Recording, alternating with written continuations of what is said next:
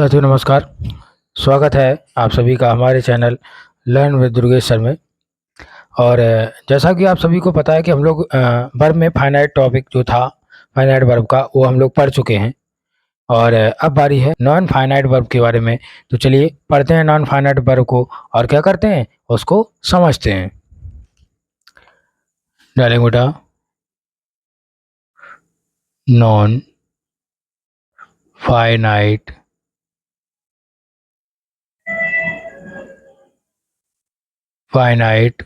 Verb. तो non finite और verb, ठीक है। तो बेटा समझेंगे कि जो नॉन फाइनाइट वर्ब है, सबसे पहली बात वो सब्जेक्ट और टेंस पर डिपेंड कभी भी नहीं होती हैं। मतलब क्या है, ना तो ये सब्जेक्ट पर डिपेंड करेंगी कि सब्जेक्ट के अनुसार बदल जाएंगे, चेंज हो जाएंगी, ना ही ये जो है टेंस पर डिपेंड करेंगी कि टेंस चेंज हो गया तो ये चेंज हो सकती है। नहीं, ये हमेशा कैसी रहती है बेटा, सेम रहती है। तो चलिए इसी बात को हम लिखते हैं, लिखेंगे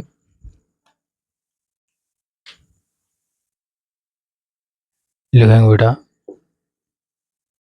ऐसी वर्ब्स जो सब्जेक्ट व टेंस पर निर्भर नहीं होती हैं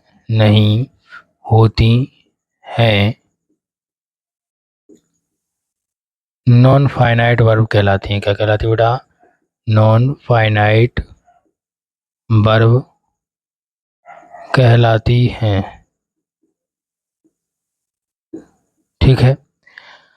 अब इनका मतलब क्या है कि ये सदैव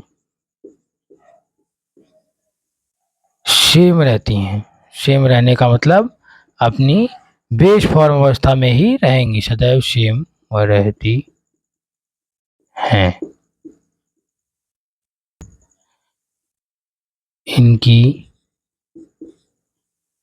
कोई फॉर्म नहीं बदलती है, फॉर्म नहीं बदलती है। मतलब हमेशा सेम फॉर्म में ही रहेंगी, ना इनकी सेकंड फॉर्म से मतलब है, ना ही थर्ड फॉर्म से मतलब है, किसी भी फॉर्म से मतलब नहीं है। ये हमेशा किस में रहेंगी, सेम फॉर्म में रहेंगी। जो बेस फॉर्म होती है वैसी में रहेंगी, जिसको हम लोग फर्स्ट फॉर्म के नाम से भी जानते हैं। अब देखिए नॉन फाइनाइट जो वर्ब होती हैं वो हमारी कितने प्रकार की होती हैं, क्या लिखेंगे,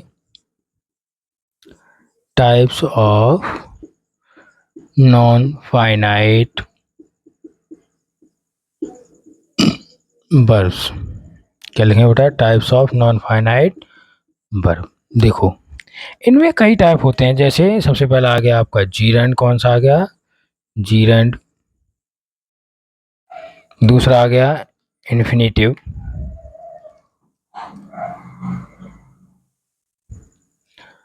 दूसरा आ गया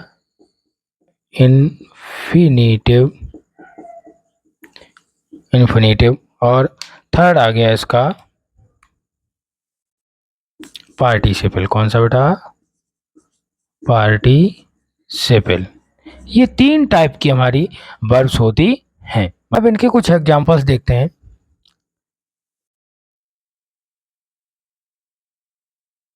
एग्जांपल देखेंगे, जैसे है swimming. Swimming is a good exercise. क्या लिखेंगे बेटा, swimming is a good exercise. ठीक है। सेकेंड एग्जांपल देखेंगे, smoking is injurious to health. Smoking is injurious to health. Third number देखें बेटा,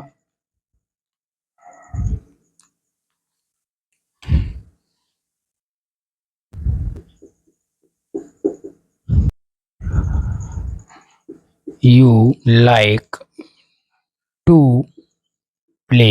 जैसे हमने लिखा you like to play fourth number देखेंगे बेटा, यू लाइक टू हिट, ठीक है। फिफ्थ वन देखेंगे,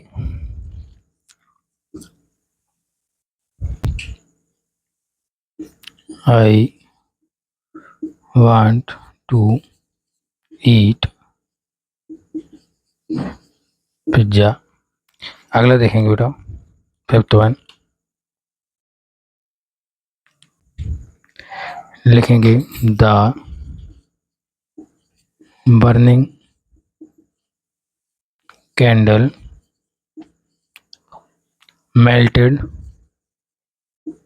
melted क्विकली, ठीक है। तो अब एग्जांपल्स को समझेंगे। क्या लिखा है कि जो स्विमिंग है, swimming is a good exercise. तो स्विमिंग जो था, स्विम का मतलब क्या होता है बेटा? स्विम मतलब होता है तैरना। क्या होता है बेटा? स्विम मतलब होता है तैरना। अब जो वर्ब थी, ये क्या है? ये वर्ब है। अगर वर्ब थी, वर्ब में आईएनजी जोड़ा गया और उसको रखा कहाँ? सब्जेक्ट के स्थान पर, मतलब नाउन या फिर प्रोनाउन के स्थान पर। और जब भी हम वर्ब में आईएनजी जोड़कर नाउन के स्थान पर रख देते तो वो किसका काम करती है बेटा?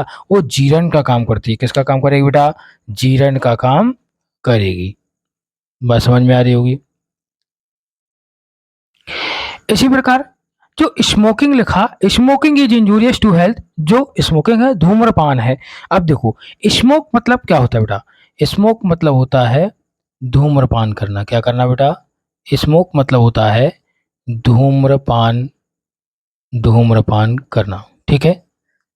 जो धूम्रपान करना है, तो स्मोक मतलब जो वर्ब थी, ये क्या थी हमारी? ये थी हमारी वर्ब।